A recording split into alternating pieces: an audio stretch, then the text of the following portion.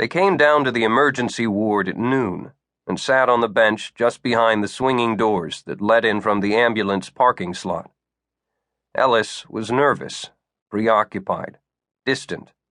Morris was relaxed, eating a candy bar and crumpling the wrapper into the pocket of his white jacket.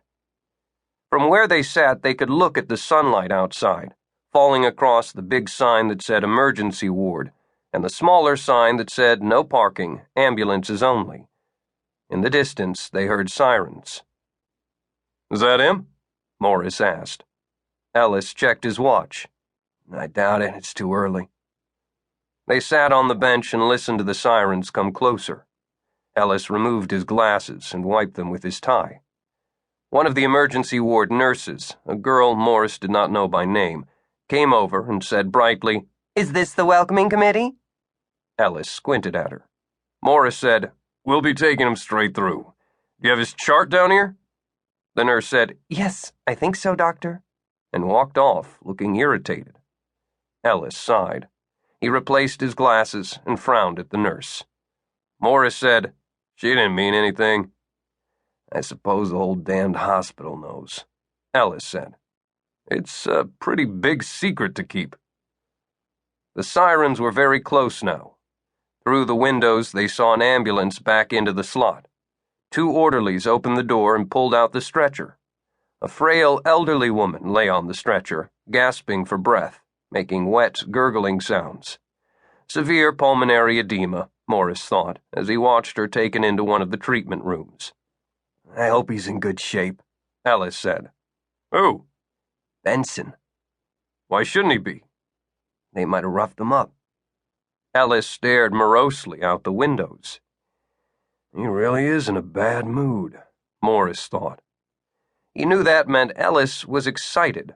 He had scrubbed in on enough cases with Ellis to recognize the pattern. Irascibility under pressure while he waited, and then total, almost lazy calm when the operation began. "Where the hell is he?" Ellis said, looking at his watch again. To change the subject, Morris said, "Are we all set for 3:30? At 3:30 that afternoon, Benson would be presented to the hospital staff at a special neurosurgical rounds. "As far as I know," Ellis said. "Ross is making the presentation. I just hope Benson's in good shape." Over the loudspeaker, a soft voice said, "Dr. Ellis, Dr. John Ellis, 2234. Dr. Ellis, 2234. Ellis got up to answer the page. "Hell," he said. Morris knew what he meant. 2234 was the extension for the animal laboratories.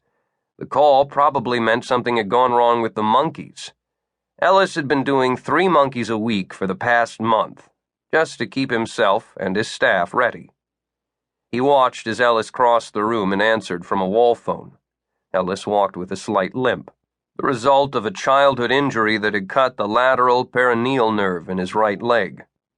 Morris always wondered if the injury had had something to do with Ellis's later decision to become a neurosurgeon. Certainly Ellis had the attitude of a man determined to correct defects, to fix things up. That was what he always said to his patients. "We can fix you up."